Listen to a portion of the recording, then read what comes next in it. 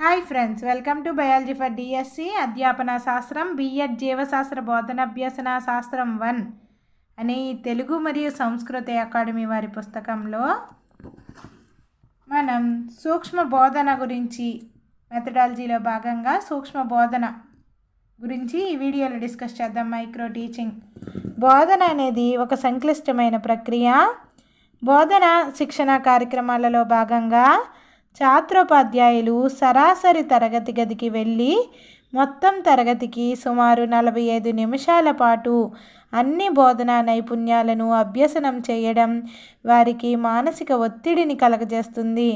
నూతన వాతావరణ పరిస్థితులలో బోధనా అభ్యసనం చేయడం వలన ఉపాధ్యాయ విద్యార్థి బోధనా నైపుణ్యాల మీద శ్రద్ధ పెట్టలేడు.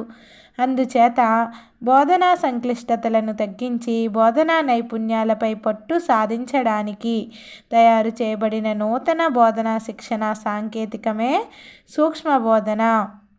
బోధనా సంక్లిష్టతలను తగ్గించి బోధనా నైపుణ్యాలపై పట్టు సాధించడానికి తయారు చేయబడిన నూతన బోధనా శిక్షణ సాంకేతికమే సూక్ష్మ బోధన. ఈ రకమైన శిక్షణ కార్యక్రమాలలో బోధనకు కావలసిన నైపుణ్యాలన్నీ అనుకూల వాతావరణంలో అభ్యసనం చేస్తారు.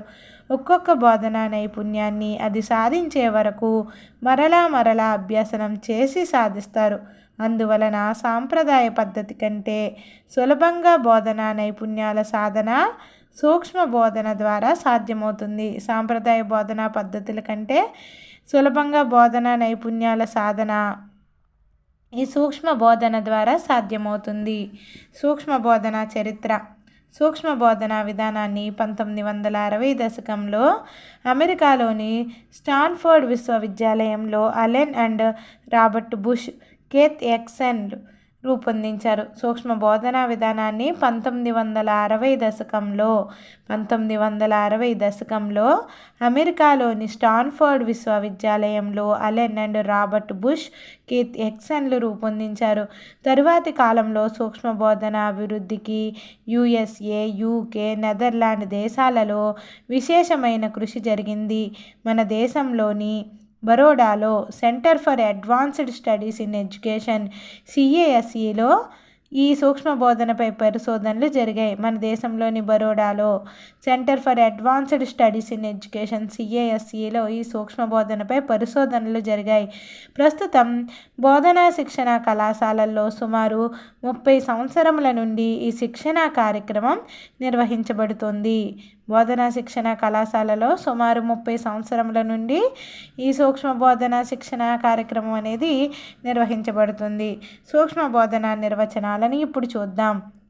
సూక్ష్మ బోధన అనేది ఒక శిక్షణా సాంకేతిక విభాగం. ఇందులో తక్కువ సమయంలో తక్కువ సంఖ్యలో గల విద్యార్థులకు నిర్దిష్ట బోధనా నైపుణ్యాన్ని ఉపయోగించి ఒకే ఒక భావనను ఛాత్రోపాధ్యాయులు బోధిస్తారు. నిర్వచనాన్ని ఇచ్చింది BK పస్సి అండ్ MS లలిత. సూక్ష్మ బోధన అనేది ఒక శిక్షణా సాంకేతిక విభాగం. ఇందులో తక్కువ సమయంలో తక్కువ సంఖ్యలో గల విద్యార్థులకు నిర్దిష్ట బోధనా నైపుణ్యాన్ని ఉపయోగించి ఒకే ఒక భావనను ఛాత్రోపాధ్యాయులు బోధిస్తారు. ఎవరిచ్చారు నిర్వచనం? BK పస్సి మరియు MS లలిత. Next DWLN. ఇది ఇంపార్టెంట్ మనకి. DWLN తరగతి పరిమాణంలోనూ తరగతి కాలంలోనూ తగ్గించబడిన బోధనా వ్యూహమే సూక్ష్మ బోధన. ఈ నిర్వచనాన్ని ఇచ్చింది ఎవరు? DWLN.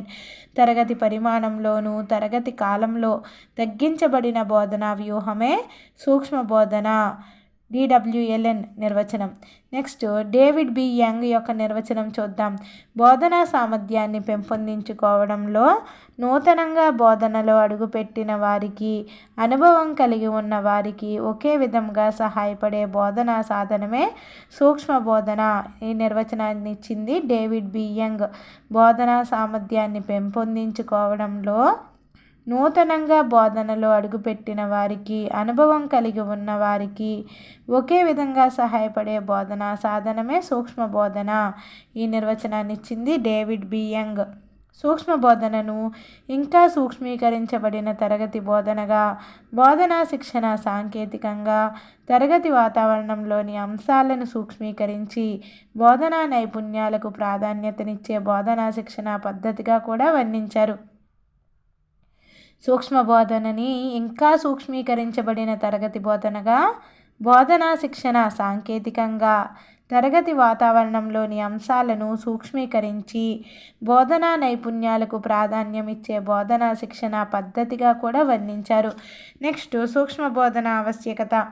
ఉపాధ్యాయ వృత్తిని స్వీకరించాలనుకునే ప్రతి ఛాత్రోపాధ్యాయునికి బోధనలోని అన్ని నైపుణ్యాలపై అవగాహన ఉండాలి. ఏ నైపుణ్యాన్ని ఎక్కడ ఎలా ప్రయోగించాలో తెలిసి ఉండాలి. ఉపాధ్యాయుడు ఒక శిల్పి లాంటివాడు అనుకుంటే తన వద్ద నేర్చుకునే విద్యార్థులను వివిధ పాఠ్యాంశాల ద్వారా వారిని చక్కని పౌరులుగా తీర్చిదిద్దడానికి కావలసిన నైపుణ్యాలపై శిక్షణ ఉండాలి. శిల్పి ఏ విధంగా వివిధ సాధనాలను ఉపయోగించి చక్కని రూపాలను తీర్చిదిద్దుతాడో ఉపాధ్యాయుడు కూడా తన బోధనా నైపుణ్యాల సహాయంతో విద్యార్థులను తీర్చిదిద్దగలడు. అందువలన సూక్ష్మ బోధన ద్వారా ప్రారంభ ఉపాధ్యాయులకి, ఉపాధ్యాయ వృత్తిలో ప్రవేశించిన వారికి కూడా బోధనా నైపుణ్యాల శిక్షణ ఈ సాంకేతిక విధానం ద్వారా లభిస్తుంది. సూక్ష్మ బోధన లక్ష్యాలను చూద్దాం. బోధనలో ఆత్మవిశ్వాసాన్ని పెంపొందించడం, బోధనలో ప్రావీణ్యం సంపాదించడం, బోధనా నైపుణ్య సాధనలో పరిపుష్టి పొందడం, బోధనా నైపుణ్యాలకు ప్రాధాన్యత కల్పించడం, బోధనా వాతావరణంలో క్లిష్టతను తగ్గించి బోధనా నైపుణ్య సాధనపై శిక్షణను కేంద్రీకరించడం, ఆశించిన రీతిలో బోధనా నైపుణ్య సాధన జరిగే వరకు కొనసాగించడం. ఇవన్నీ ఏంటి? సూక్ష్మ బోధన లక్ష్యాలు. ఇప్పుడు సూక్ష్మ బోధన యొక్క లక్షణాలు చూద్దాం. ఇది ఒక బోధనా శిక్షణ సాంకేతికం. ఇది ఒక బోధనా నైపుణ్యాన్ని ఒక్కొక్కసారి అభ్యసనం చేస్తారు. అది సాధించే వరకు శిక్షణ కొనసాగుతుంది. తరగతి వాతావరణం సరళతరం చేయబడి ఉంటుంది. విద్యార్థుల సంఖ్య, బోధనాంశము, బోధించాల్సిన సమయం తగ్గించబడి ఉంటుంది. బోధనా నైపుణ్యాలపై ప్రదర్శన పలు రకాలుగా దృశ్య, శ్రవ్య, రాతపూర్వకంగా అందించబడుతుంది. నైపుణ్య సాధన ఎంతవరకు జరిగిందో పరిపుష్టి ఇవ్వబడుతుంది. ఇది నైపుణ్య సాధన జరిగే వరకు కూడా కొనసాగించబడే వలయ ప్రక్రియ. సూక్ష్మ బోధన, సాంప్రదాయ బోధనల మధ్య భేదాలు. సూక్ష్మ బోధన సాంప్రదాయ బోధనలో కొన్ని లక్షణాలలో విభేదించి ఉంటుంది. సూక్ష్మ బోధన సాంకేతిక నియమాలు. బోధనా నైపుణ్యాలు వాటి అంశీభూత ప్రవర్తనలుగా విశ్లేషించబడి ఉంటాయి.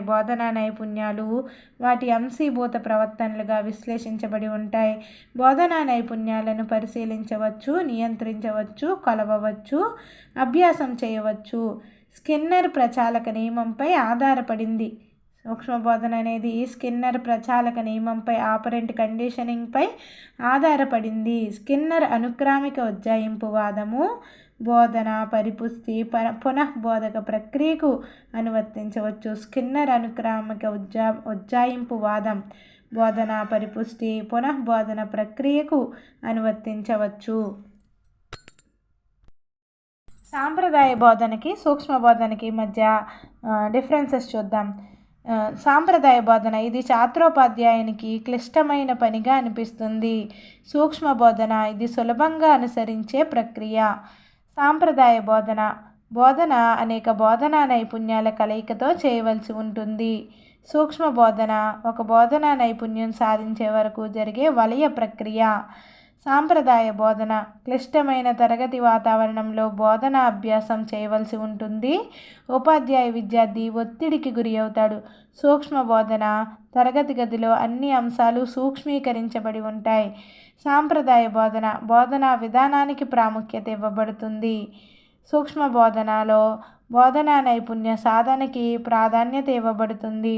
సాంప్రదాయ బోధన పరిపుష్టి మొత్తం బోధనపై ఇవ్వబడుతుంది. సూక్ష్మ బోధన పరిపుష్టి ప్రతి నైపుణ్యం అభ్యసనలో ఉంటుంది.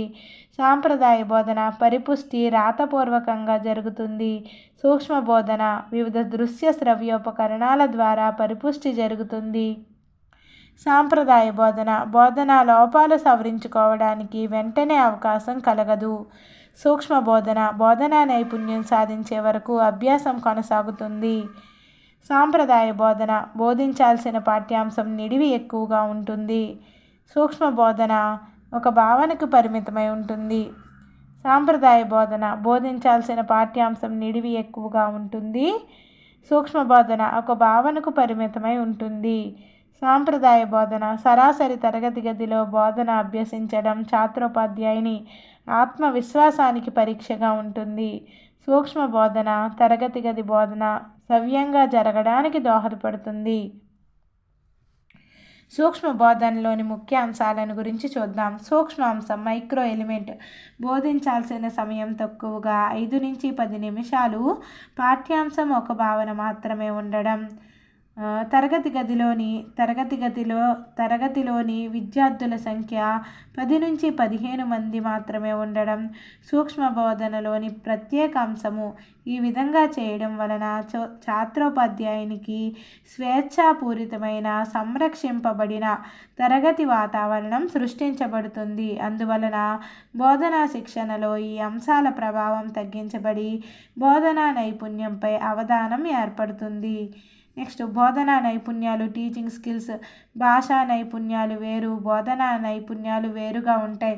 ఒక ఛాత్రోపాధ్యాయుడు ఎంత భాషపై పట్టు ఉన్నా పాఠ్యాంశం వివరించడంలో నైపుణ్యం లేకుంటే రాణించలేడు. కాబట్టి కాబోయే ఉపాధ్యాయుడిగా బోధనా నైపుణ్యాలు సాధించి తీరాలి. సూక్ష్మ బోధనలో వీటిపై సిద్ధాంతపరంగా ప్రయోగపూర్వకంగా శిక్షణ పొందవచ్చు. పరిపుష్టి ఫీడ్బ్యాక్ అనేది పరిపుష్టి ఏ శిక్షణకైనా అవసరమే. పరిపుష్టి ద్వారా తమ లోపాలను సవరించుకొని శిక్షణ సక్రమంగా పొందవచ్చు. సూక్ష్మ బోధనలో బోధనా నైపుణ్యాల సాధనపై పరిపుష్టి ఉపాధ్యాయ శిక్షకుని ద్వారా, తోటి విద్యార్థుల ద్వారా, దృశ్య శ్రవ్య పరికరాల రికార్డింగ్ ద్వారా పొందవచ్చు. నెక్స్ట్ నైపుణ్య మాదిరి ప్రదర్శన మోడలింగ్. సూక్ష్మ బోధన ప్రారంభించే ముందు ఛాత్రోపాధ్యాయునికి ఏ నైపుణ్యాన్ని ఏ విధంగా ప్రదర్శించాలో మాదిరి ప్రదర్శనలు తప్పనిసరిగా ఇవ్వబడతాయి. ఇవి మౌఖికంగాను, రాతపూర్వకంగాను, రికార్డింగ్ల ద్వారాను, ప్రత్యక్ష ప్రదర్శనల ద్వారా అందజేయబడతాయి. నెక్స్ట్ సంరక్షిత వాతావరణం సేఫ్ ప్రాక్టీస్ గ్రౌండ్. బోధనా నైపుణ్యాభ్యాసానికి తగిన వాతావరణం, అందులో తరగతి గది సంక్లిష్టతలను తగ్గించడం ద్వారా సాధ్యమవుతుంది. ఛాత్రోపాధ్యాయులు పూర్తి దృష్టిని బోధనా నైపుణ్యాలపై కేంద్రీకరించగలుగుతారు. ఇప్పుడు మనం సూక్ష్మ బోధనలోని దశలను చూద్దాం. జ్ఞాన సముపార్జన దశ, నాలెడ్జ్ ఎక్విషన్ ఫేజ్. సూక్ష్మ బోధనకు సంబంధించిన సిద్ధాంతపరమైన ప్రయోగపూర్వకమైన అనుభవాలను పరిశీలించడం ద్వారా తెలుసుకునే దశ జ్ఞాన సముపార్జన దశ. ఈ దశలో ఉపాధ్యాయ శిక్షకుని ద్వారా, అతని దృశ్య శ్రవ్య ప్రదర్శనల ద్వారా ఛాత్రోపాధ్యాయునికి సూక్ష్మ బోధనపై పూర్తి అవగాహన కలుగుతుంది. ఫస్ట్ ఎలా చెప్పాలి అనేది ఉపాధ్యాయ శిక్షకులు చెప్తారు కదా, లెక్చరర్స్ చెప్తారు ఎలా చెప్పాలి అనేది. అదేవిధంగా దృశ్య శ్రవ్య ప్రదర్శనల ద్వారా తను మొబైల్ రికార్డింగ్ చేసుకుని ఎలా చెప్తున్నాడో చెక్ చేసుకోవచ్చు.